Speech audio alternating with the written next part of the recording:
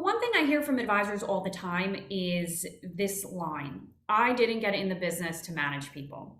Most advisors today have become successful kind of by accident. One day they woke up and they realized that they've grown and they have three, four, five people working underneath them. And all of a sudden they're wearing the human resources hat and the therapist hat, and they're the coach and they're the person completely responsible for everybody's not just development and success, but happiness. And it can feel totally overwhelming. And so the purpose of this video is to help advisors reframe the way in which they're thinking about leading the organization, and hopefully giving you some tips and tools for doing the one thing that I hope you take away from this video: leading a culture of self-accountability and self-development.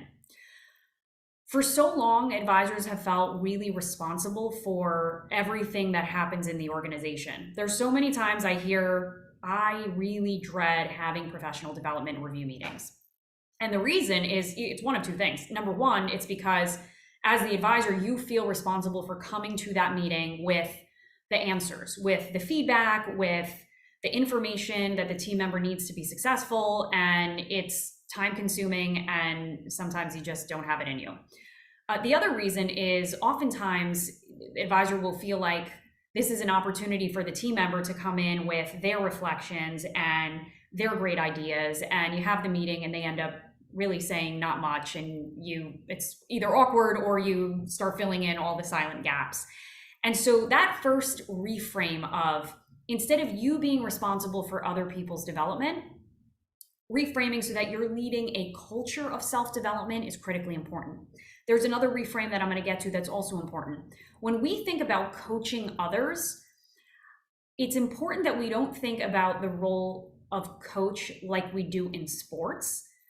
A coach's role in the sense of business coaching or coaching your team members should be thought of in the sense of this: every single person, and you should believe that every single person you hire and have on your team has the competency and capability somewhere inside their minds to develop themselves, to figure things out, to solve, whether they've shown you they've had the ability to do that or not. Theoretically, inside their brains as a human being, they have the ability to solve problems and develop themselves. And it is our job as coaches, your job, to extract that information from them, to put them in a position to be able to strategically think, work those strategic thinking muscles. And ultimately, it's your job to ask them the right questions to help them move forward. It's not your responsibility to literally give them the playbook that they need step by step. And so those two reframes are really important as we think about how to effectively lead in a way that doesn't absolutely zap you from your energy. So here are a couple things that you could do. Number one, I talk about this a lot: being really, really clear with the person, the team member, before they even start in the organization about what success looks like for you and for them with that role. Completely co-create not just the objectives of their role, right? What are they trying to achieve on an ongoing basis, but how they're going to know they're achieving success and how you're going to know they're achieving success. So even if they're coming into your organization as a receptionist or assistant, there are really key things that you're going to want to be looking for on a weekly and monthly basis that indicate to you and to them that they've had a successful week.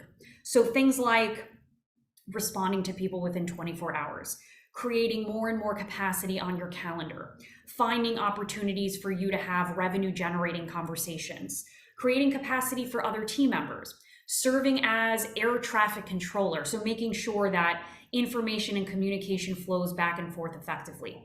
I talk a lot about how I don't like traditional job descriptions.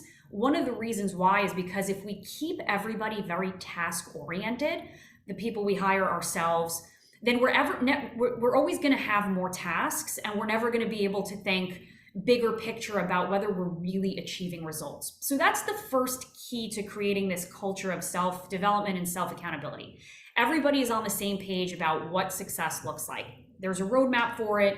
It's agreed upon. It's been co-created, and that team member has that game plan that they're reflecting on, hopefully at the end of every week.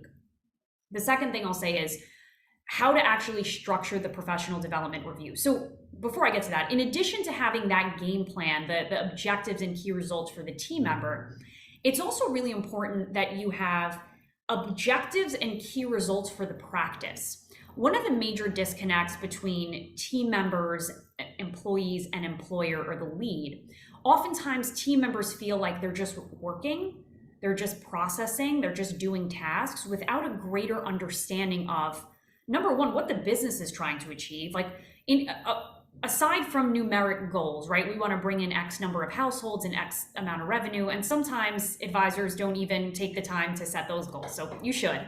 But in a bigger picture, what are we really trying to achieve? And what is my role? How do I align as an individual team member with that success? So one way to bridge that gap is to have objectives and key results for the firm as well. Your objective as an organization is not just to grow, right? To add new business. Another objective might be to continue to develop brand awareness in your community. That is an objective that you are focused on month after month. Another objective might be to deliver exceptional service to clients within our book of business. Now, the key results that tie to those objectives are even more important. So how do we know we're delivering exceptional service? Well, we're getting back to people within, our service standards. We are surprising and delighting our clients. How do we know we're deepening brand awareness? Well, perhaps we're getting proactive asks from people in the community to speak at events. We're getting referrals without asking XYZ. Okay, so game plan for how the business is recognizing success, game plan for how each individual person is recognizing success. And all of a sudden, you start to notice that the objectives and key results of the firm are tying to the roles that exist on our team, right? As the lead advisor and leader, you may be responsible really for the branding one and the growing one, but other members of your team may be responsible for ensuring that the exceptional service objective is met. So this is a game plan that you should have and work on at the end of every year with your team and introduce to every new team member that joins you. A couple of other things. Professional development reviews. With that new framework in mind, the professional development review meeting is an opportunity for the team member to come into the meeting and articulate to you how they are moving towards achieving the results and success metrics that you've co-created. So theoretically, they're coming into that meeting, they have their objectives and key results. Maybe they have a copy of the game plan that you emailed after the year-end team meeting retreat. And they're saying to you, it's the end of the quarter. I'm reporting to you on whether I've achieved my objectives or not, whether these are still the same key results we should be tracking, if I'm having trouble achieving my objectives. So if I'm having trouble being effective at being the air traffic controller, here's what I need from you. I'm not meeting that key result because you're always busy and you don't give me the summaries from the meetings with clients until 48 hours later. And so it's impossible to get back to people a day later, right? So all of a sudden, this isn't personal. We're not accusing anyone of anything. We're not having to defend ourselves. We're simply talking about the plan that we have in place and ways in which we can each evolve and improve to meet the objectives, essentially. So that's what the team member is and by the way, you are letting the team member know. The review meetings that we're going to do, the professional development reviews that we're going to do twice a year or every quarter, is an opportunity for you to give me a report on where you're at. It's an opportunity for you to give me feedback about whether this makes sense and whether you're tracking towards your personal goals. Your only responsibility in that session, by the way, is to, number one, listen intently. Number two, provide feedback. They just gave you all of the information you could possibly need to provide them with powerful feedback.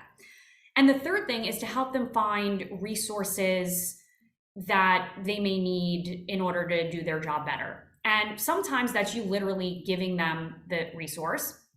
And sometimes that is you asking them powerful what or how questions so that they can get to the answer themselves. So let's say they ask you, well, I don't know how to do X. You might say to them, well, what tools and resources do we have at our disposal at this firm that you might be able to leverage, right? There's only one way to answer that. I mean, they could say, I don't know, but realistically, the wheels are going to start spinning around how to actually answer that. Okay, two more things. Now, it's a little bit different if you are developing another advisor on the team, especially a younger advisor. There's a lot more, I would say, not micromanaging, but there is a lot more shadowing and hand-holding that needs to be done as it relates to language, and maybe I'll do a separate video on that. But development reviews are an opportunity for you to listen, provide feedback, and ask the powerful questions. The next thing is everybody wants to feel like they are part of something bigger and greater. And so every opportunity that you get to talk about what you're building, just like with clients, reminding them of the vision, reminding them why you're in business. At every meeting saying, guys, I'm going to say this until we're sick of it, but here's our vision, here's our mission. It's so important that we keep that front of mind. You may also want to have a section in your team review meetings, team retreats rather, twice a year, where you share wins and milestones with certain clients. Right? We want to be reporting and sharing with one another on the team all the ways in which we're adding value and helping clients. It's really, really important for team members to feel like they are a part of that. The last thing I'll say in this notion of creating a culture of accountability and self-development is putting people in charge of things that otherwise you want to be in charge of. Giving key team members opportunities to lead. There's an exercise I used to do with my coaching clients around, especially if you have trouble giving up control in a controlled setting. So giving somebody a task or a small project to do, let's just say it's taking a look at different technologies and doing sort of a cost benefit analysis. Or maybe it's solving a challenge with a client account. And giving yourself a specific period of time where you are not getting involved in that. Maybe it's just a day, but hopefully it's longer than that. So maybe it's a week in which you are really allowing that person to run with it. And you are completely being transparent with them about, I want you to take ownership in this. I want to take a step back. I want to give you the opportunity to lead. And so I'm going to take a step back and we're going to resume conversations a week from now, and you're going to come to me with your findings. So giving people opportunities to spearhead certain projects, whether that's, because keep in mind, when we are so task-oriented in an organization, especially admin and operations folks, we are always in a tactical mindset. We are not in a strategic mindset. And so we're not actively working that muscle of thinking about the big picture, how to solve problems. So we need to give people opportunities to work that muscle. So one project may be segmentation, thinking through how to get a little bit more margin out of your client segments by restructuring the way in which you do your review meetings and deliver service annually. Put somebody in charge of thinking through how to do that. Now, realistically, we want them to come back with things like automating scheduling, templating our agendas, maybe reducing or increasing the amount of reviews for certain clients. So we kind of have the answers. We're not giving them the answers, though. We're giving them the ability to develop that. All right, folks, I hope that was helpful. I have a bunch of templates that you can use for professional development reviews. Feel free to reach out if you want those. I hope this helps. I'll see you next time.